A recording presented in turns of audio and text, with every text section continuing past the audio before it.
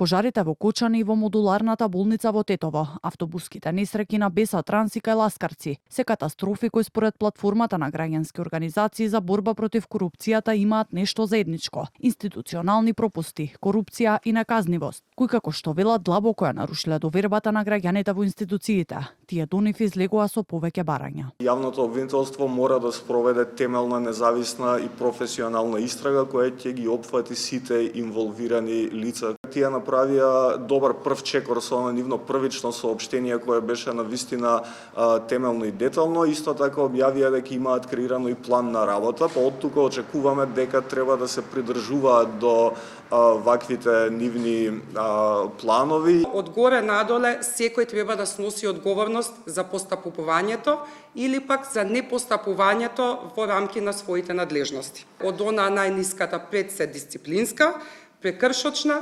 кривична, морална, а на крај политичка, соодветно на тежината на пропустот. Истовремено од платформата бараат и ревизија на постапката за издавање на дозволи и лиценци, зголемување на бројот на инспектори, но и проверка на нивната стручност и политичка независност. Апелираат теренските проверки да не бидат само административна постапка, туку темелни и ефикасни. Очекуваме дека ќе се идентификува реалната неусогласеност, не само формалната неусогласеност, дека не само што ќе се стават времено објектите или дејностите во мирување додека не се усогласат, туку и за сите оние што сега ќе се утврди дека се неусогласени, тие и ќе се казнат заради тоа што континуирано не ги почитувале правилата. Од платформата во наредните недели најавија дека ќе објават бела книга, во која ќе се најдат долгогодишните неисполнети барања за унапредување на системот од граѓаните, граѓанските организации и движења, кои ќе бидат доставени до надлежните институции, придружени со акциски план